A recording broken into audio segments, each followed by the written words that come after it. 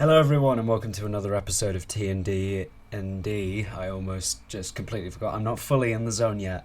This is the first time I'm recording this podcast without headphones on. I have no idea why I always wore headphones the first time. But in any case, I'm Jake. I am Dungeon Master of many things here and there. I basically at this point DM every single type of campaign. I run a Mega Dungeon on Wednesdays. I run a Hex Crawl on Thursdays. I run a Curse of Strahd on Saturdays, which is just a bit of everything, and then a roleplay heavy story based, that sort of game on Sunday. And I've had a lot of experience with a lot of different areas. In particular, I have been recently trying to hone my craft a little more in terms of the travel mechanics, because I feel like in a lot of the ways that I've originally run it, I have had my vision clouded by watching various other things. I think like Critical Role and Dimension 20 have really, until recently, put in my head that you don't need to overcomplicate travel. And adding more mechanics to the travel system isn't a bad thing whatsoever, but originally I'd thought it might cause too much clutter. After looking into it a bit, trying it out with a few different groups and the like, I have concluded that there are a lot of different ways to kind of get travel going with your party, and it's really up to personal preference. I haven't fully tried out every single one yet. I'll be fully going into that as we go along, but I am very excited to see all of these different methods of travel and how I use them. Today I'm here to talk to you about how to make travel a bigger thing, make it feel more exciting to your players, more substantial, definitely making getting from point A to B more exhilarating than just A and B. You want to put AA, AB, AC, AD in there before you get to B, because then I think that just makes an overall more fun experience. It can enhance the world surrounding the settlements and locations that your party need to get to, whether it's to the next dungeon, city, final boss, across the world, whatever. I think the first thing to decide when you want to move your party from one location to the other is even deciding if the whole travel thing is your jam. If you talk to your players and they're okay with it, you can literally say to them, I'm not really sure what to do with travel. I haven't had any ideas for it and nothing I've seen is spurring it on. So I might just narrate you guys exploring, and exploration from one point to another might only take a minute in game. Is that okay? If this whole thing isn't your thing, then feel free to tell your players that. They'll be completely forgiving. Sure, they might be a little bummed out that they don't get to fully explore your entire world that you've got going on, but then again, maybe you don't have the entire world ready yet. Sometimes it can feel daunting to push your players through your world when you haven't fully either read into or fleshed out the area and location as of yet. Don't feel too much pressure to do this. In any case, if you do want to do it, but perhaps you don't have anything planned, you could just, if you want to just, even if maybe, you're okay with doing travel, but you feel like it's been going on for 3 or 4 sessions now and the party might be starting to get bored of it after this section, you could just say, all right, you guys aren't really that far from the final objective, so at this point there are no more encounters in your path. Do you guys want to head straight there? I feel like that can definitely break some of the immersion of this game, but then again, there is kind of like a, the fourth wall is a lot more malleable in this sort of structure, so I don't feel so bad about sometimes telling my players that there is no further danger ahead, so I don't want to overcomplicate another 5 to 10 minutes of you guys wandering around somewhat aimlessly. I want to get to the nitty-gritty of things in my stories a lot of the time, and sometimes after I've done a load of exploration and I have nothing left to tell of the landscape, then I'll move people straight along. So, when you're deciding how you want to do travel, there are a lot of various methods out there. I'd mentioned a hex crawl earlier. That's a bit more of a classic method that, in my opinion, can work really well. There's also narrative, where you've got your map out and you're describing what they do as they go along. You're measuring distances real time without the use of hexes constricting movement to that sort of area. It allows everything to be a lot more free form for the players to kind of just roam around and go anywhere that they feel like. And as a DM, it allows you to not be so constricted by the hex system if that's something that you've been doing before. Sometimes you don't even need a map to get this done. I've been running exploration for an area in my campaign called the Dwarf Holds for about 5 or 6 sessions. Yes, I stole that from Faerun. And I have not had a map for it and continue to not do so. I'm working on a map right now, but I don't feel like it was important since the party was simply just trying very adamantly due to a time rush to get from the start of this huge sprawling network of caves to the Dwarven City in the inside. I'd put encounters in their way, I'd put monuments, NPCs and the like along their travel, and currently they're in a fort that they'd offered to kind of help clear out for the military that they'd met. This all does eventually serve to them getting towards the location. It's just that the party are generally trying to be good people.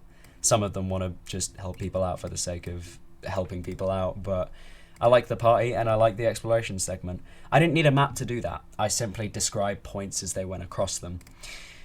So when you're thinking of how your journey is going to go in this exploration segment, it definitely is worth considering if you want it to be smooth sailing or problematic.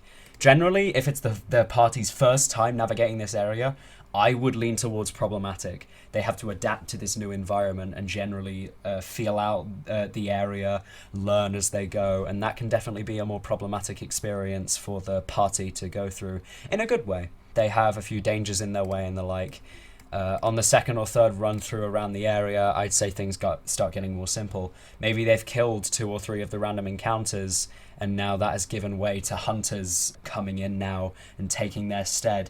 They've been going out and killing more of the monsters than the party have been doing, and it's morphed the land so that now it's a little easier to traverse for the players without as many wild beasts coming out at them. Stuff like that. You could also just straight up say smooth sailing from the get-go, because sometimes it's just a really nice peaceful area, the main continent of your world, a paragon of safety, beauty and elegance. When you're constructing an area, I think a very important thing is, not only the difficulty, but what sort of impression, environment and location that this place is. What do you think the party's going to encounter? Definitely consider the environment, maybe look through the monster manual, decide a few key monsters that you think pervade this sort of area. Consider what sort of threats are going around these days, maybe bandits, maybe cultists, maybe whatever else D&D is famous for having at early levels and the like. I think that having an environment that the players can feel is a good thing. Things like music and art can really immerse a player in the environment of your location. Even just printing off an image that you find on Google of like the environment that you think best fits and like showing it to your players or having it as the backdrop for your digital game, I think can be very beneficial. It can show them what they're looking at and what they're expecting, the vibe of the general area. You've got to be careful with that sometimes because there's been a few examples where players misinterpret things. Often when you describe something, that description kind of gets thrown out in place of an image that you then present. And normally if I describe one thing and the image says something else, the players will go with the image because that's what they're looking at right now. Decent example was that the cave image that I'd used to present the dwarf holds had a few lit candles around the area or like lit lamps going across that I hadn't originally described. It was entirely originally dark, but the cleric had like said, "Oh, I'll just get rid of the light then." And I was like, "You sure? That's just going to make half the party like real short-sighted." She's like, "Aren't there like torches or something?" I'm like, "No." So definitely be cautious with that sort of stuff. Maybe describe it right from the image. If you have a vision for something and the image is very slightly different, you can go with that. I generally stick more to the image than your own description. Just unless the feature is so standoutish that you describe, players aren't going to remember that so much when you then hand them something to look at. In terms of the music as well, thank goodness, unless you're streaming something, you're not like copywriting anything. You can play whatever the heck music you want. I've currently been using a lot of various video game soundtracks for quite a lot of my games. Video game soundtracks are almost an exclusive go-to for me because, I don't know, they just really help me as a DM picture the scene a lot more because when I pick the music, I know what game it's from and I know what sort of vibe that game is, so it kind of helps me look at that more. This isn't necessary at all, it's just a few examples for things that you could perhaps do. Definitely, if you're not that confident on the descriptor sort of thing, write something out beforehand, look for cool words, and if you're reading off a script, the players won't mind. unless they're like engaging in a conversation with you, or at least trying to, and you just keep reading from this script. You can originally do a bit of flavor text about the environment that they go through.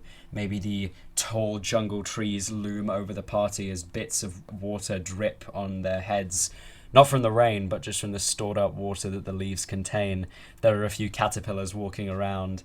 It can be as simple as that. That gives the players a few things to interact with. Maybe one of them will go, just fucking rain, and then go, oh, it's not rain. And then one of them, like the druid, could maybe like pick up the caterpillar and be like, hey buddy, what's up? And they could have a fun interaction with that.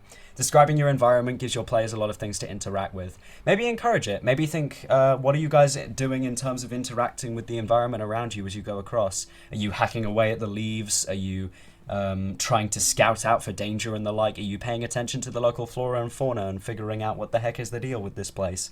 It can definitely instantly introduce a party into a brand new environment and make exploration feel a lot more bountiful in the long term.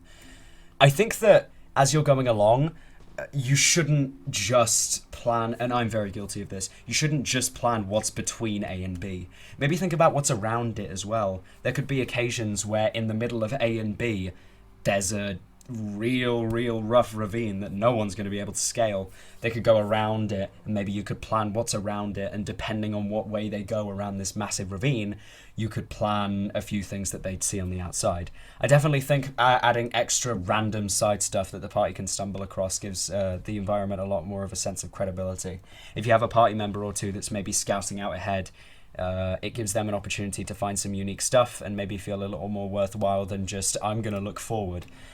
You could do this in a few different ways. A few smaller side dungeons if you have the time. I find this sort of stuff is great to just rip off from various older modules that people perhaps haven't heard of or played in these days. You could slap some old ruins down, maybe a traveling caravan. It can make things more real. Generally, like moving things for the party to encounter, they will always try and interact with them in some level, because it feels like an immediate thing that they should interact with, because they're an active presence in comparison to the ruins a mile off in the distance. Sure, the party's going to be curious about it, but they won't feel like they have to go check that out in comparison, because it isn't walking towards or away from them. It isn't precariously pointing to a destination, unless it is maybe a signpost they might want to investigate. You will definitely want traveling in a fantasy world to be dangerous, so consider that when you're planning your encounters along the way. There might be monsters in the area that have an ambush set up for a certain location, or are just naturally good at ambushing. You could have groups of hunters trying to take advantage of nearby travelers. You could have even some weird, strange eldritch forces going through that don't really relate to the environment, but certainly could relate to your main story or cause a little bit more of a general world environment shift. Yeah, so there should be threats anywhere that a party goes outside of safe, warm civilization, and even in safe, warm civilization, there should be threats. There should be threats in every D&D campaign. I think Matt Colville said it brilliantly. Like, if my players could handle all of the spinning plates, I'd add another spinning plate, because, yeah, you want your party to always have something that they feel like they need to keep track of and do, because then otherwise they're not playing the game. It could be trying to make sure that a monster isn't jumping out at them. It could be ensuring that there are no tracks nearby of any sort of creatures that would be able to hunt them down. And just stuff like that. It can definitely lead a lot of credibility to the threats and danger that they're going to be facing. I think that maybe having your first proper encounter in the environment be something the party can expect to find in the area is a good start. It can definitely set the scene for the general inhabitants of the area. The party had been pretty smart in maneuvering out of the way of it, but they'd gone to the jungle lands of Zendri at one point in my world. They were exploring it, and they had put two and two together and realized that there were basilisks here, and they moved in herds, and they did not want to deal with that, so they were moving around and away from them. They'd heard rumors from locals as well about, stone statues, avoid them, etc., etc. It definitely gave a lot of environment to the general area and said, basilisk. This is a thing that you will encounter in here. Even just having one regular monster that people know is there can give a lot more credibility to the environment. And yeah, I just feel like that's a nice little tweak that you could perhaps do. From there, you don't have to spam the party with the same ones. I definitely try and introduce the concept of these creatures, the main creatures that they're going to encounter, maybe more than once if you're spending a decent amount of time in this travel environment, because then, you know, it can actually make the players feel like there are a lot of these things instead of just being told it, like they've encountered multiple of them at different times. Don't overload them with the same creature, though. Once they've got down all of their features, they're not going to want to fight them again. Unless they're like some throwaway minion that Big Bad Evil Guy has late in the game. So I think that after that, you should maybe, consider what encounters you're going to have in the area. Think of the environment. Maybe start fleshing it out some more. Consider what other things that you would find in the environment that the party can interact with. Maybe put a couple of nests of these, you know, creatures that appear a lot around. Maybe suggest that, you know, it looks quite open and there aren't any creatures around. That gives them the opportunity to, burn the nest. And then you could describe the impact of that as they are traveling through it again and they notice a huge lack of those creatures now because you burn their nest. Little things like that can make the party feel like they have an impact in the area. I feel like there should be some intelligent life equivalent to humanoids or above, unless you want to give off a feeling of isolation.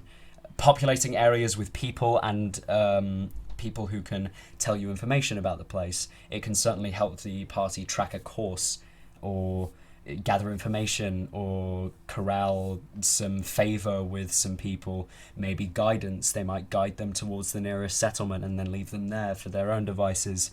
Having some other humanoid life, again, unless your intention is to make people feel isolated, can generally, once again, this is all about making sure that your environment, your exploration feels like the party are going through a living area and not just gameplay. But gameplay can certainly help with getting through those areas. I think that enhancing the area that the party is exploring with some lore along the way can always be nice. A lone traveller could tell the party to beware the north of this area due to there being a red dragon somewhere around there. That is an amazing little one-sentence thing that I think if you pull on any party will definitely make them want to go kill that fucking dragon. They know the dragon has loot. They know where it is now, roughly. That means they could head up north and gather more information. If they're not ready to deal with a red dragon that they feel like they don't fully know too much about yet, they could leave that. They could be scared to go to the north. It gives the entire map that you've either put on the table or described this sense of it's weathered, it's being used, it is a place that other people have also stumbled upon. Once again, believability. And also red dragon. Dragons are just my go-to in all of my games. You could even give the area a faction influence or two. Maybe the Zhentarim have a decent hold of the place. One of the villages could be secretly owned by a Zhentarim operative. That entire place is being puppeted to work for the Zhentarim. Or it could be that there are a lot of spies situated around the area due to extended conflict that's been going on, and the party might find a few contacts there of their own factions if they're members of them, or guilds and the like.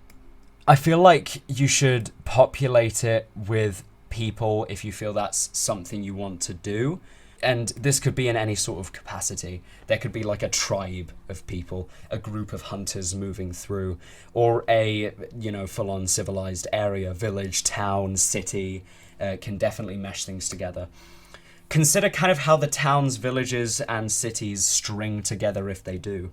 Have a massive city in the center of this explored area, maybe. A couple of towns on the outskirts, and then villages from there surrounding it. And then a couple of also outlying towns and villages across the area that don't affiliate with the rest.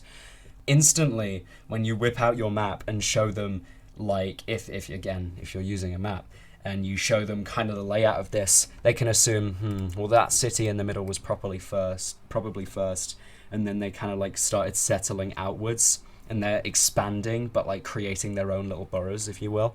That can instantly attribute to the players knowing a few things about the settlement that they're going to. Not really, but at least having more of a grasp of what the area's like as they go along. So if you want your travel to be pretty linear, that is a perfectly fine idea. You might want to do maybe a session or less of travel to get the party from A to B if A to B isn't that long.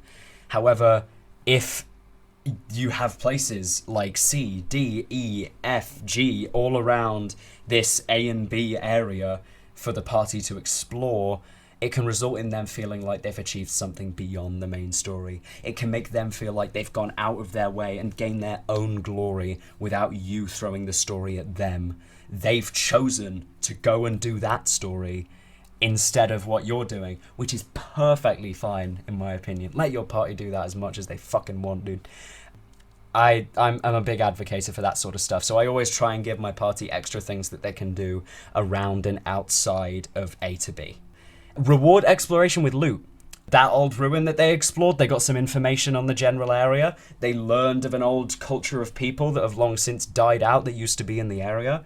Maybe there's also a relic of the lost people, a platinum piece that is very old and from these people that's worth 5 times that amount because of it. Maybe an uncommon magic item that a group used to have.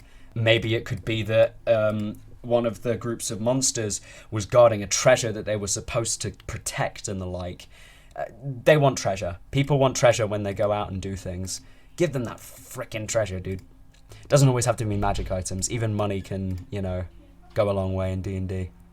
So doing these sort of exploration and travel segments, the party should have some level of an idea where they want to go beyond just going where they need to. They should have some level of an idea where they want to go so that, despite all the sidetracking, like we want to go do this Red Dragon thing for 3 sessions, they know that to the east of the map, the city's there that they need to go to. And they can meander around that as much as they want. But in the end, they know that they have a place to be and a reason why. This is one of the reasons that I try and get my players to take as many notes as possible in terms of just simple ones. It can be a few words, like they hear, escort this person here. Say, escort, write their name, and write the place. You don't even need to add, connectives or anything like that. You just write out that sort of stuff, because then the party remembers they have a task at hand, and they can do whatever they want while they're going around doing the task, and as long as it's not ultimately urgent, then you're good. At the moment, my Sunday game is in a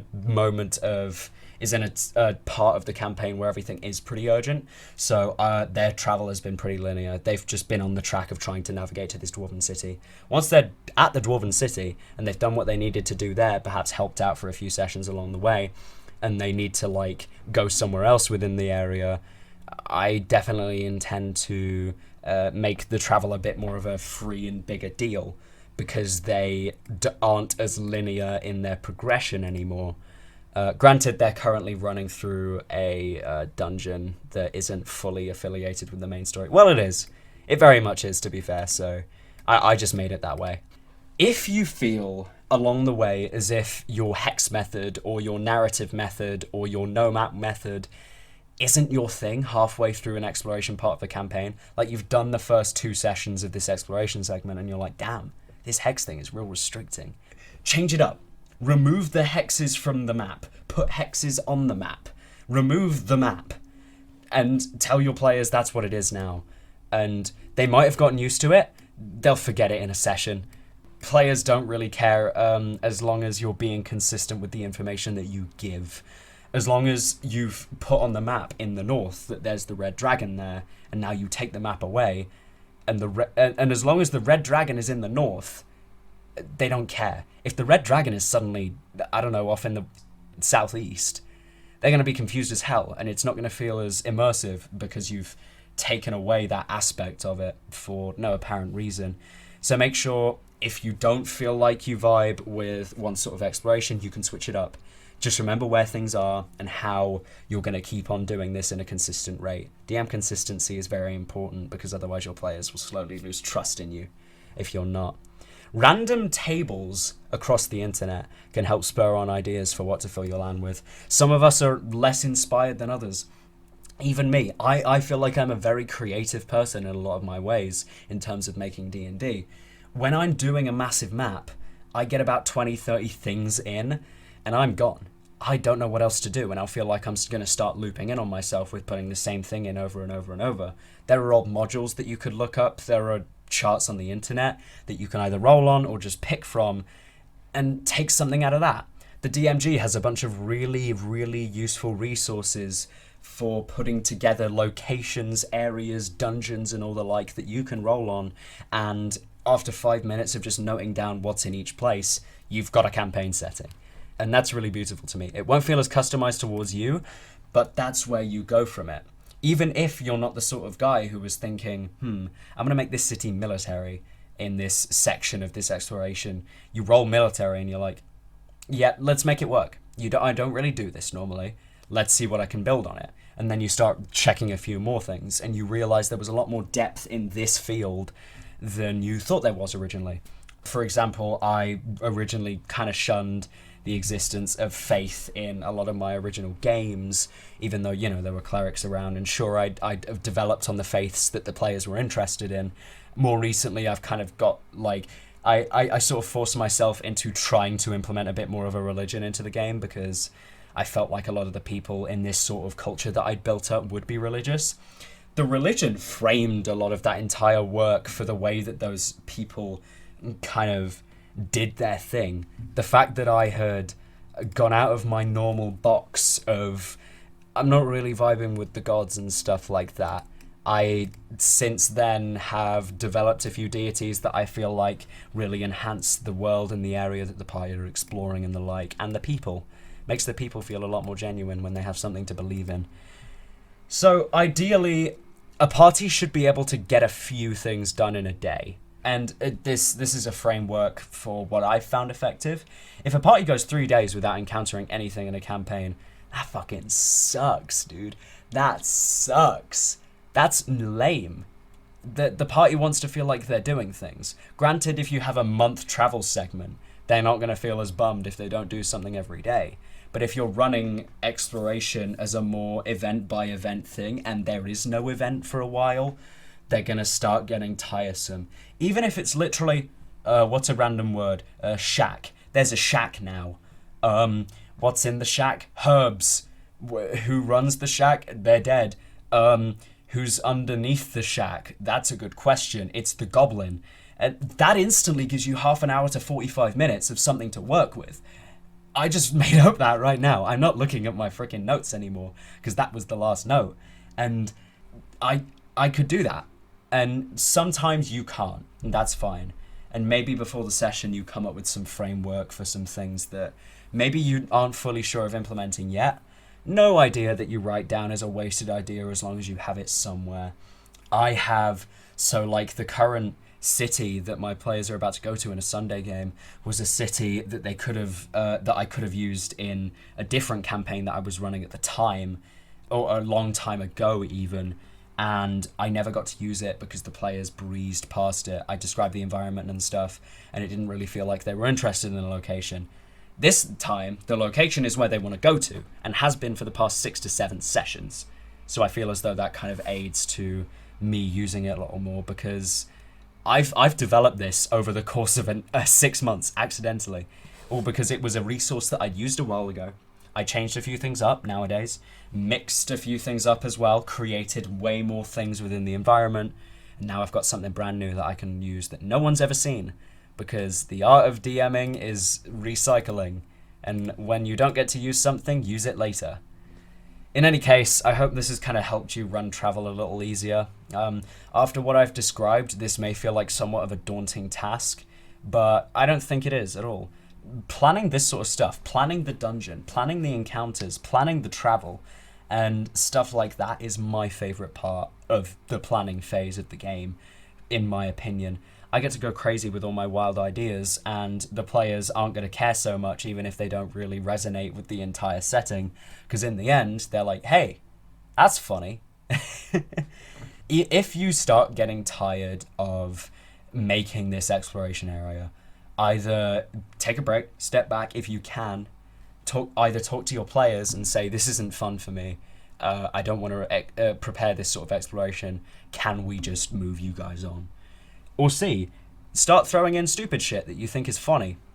Whenever I get stuck in a rut, I just start coming up with the stupidest idea, drawing from old fantasy that I watched maybe a few years ago, and realizing that there's a bunch of missing potential in my game that can be extracted from that and put in there. That's kind of a beautiful way to get your ideas, is what's the stupidest one? In my Mega Dungeon that I run on Wednesdays, I have quite a few ideas that I've put in there, because even when you're constructing like a massive dungeon that I feel is a very entertaining experience, you get to about the 3 or 4 hour mark and you realize that you've kind of started looping in on yourself. Make something stupid in general.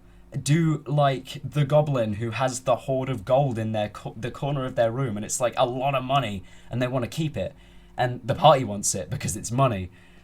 That's fun. That's something for them to talk about. That's something to interact with in the dungeon, beyond just, ooh, eerie thing, ooh, dead person, ooh, monster, carrion crawler, manticore, troll, ogre, gelatinous cube. But yeah, in any case, thank you guys for watching. I went on a few tangents, but that's to be expected of me. I had actually wrote some more stuff down now, so I apparently got a little bit more substance out of this episode. I hope that me explaining things very fast isn't too disorienting for you guys. I think that's the main reason that we haven't properly converted to a video podcast sort of format, because in the end, it can be hard to focus on a voice and a face. In comparison, you're just listening to my voice. Sure, you might be staring at the image on the screen if you're watching this on YouTube, but in reality, you are just listening to my voice. And I hope that I'm a very fast talker, and I hope that the fact that it is just my voice is helping you guys understand me a little bit more. I'm one of those people who can rarely take a chance to breathe, and frankly, I haven't, and I won't for a while. The only time I ever do is really when I just go,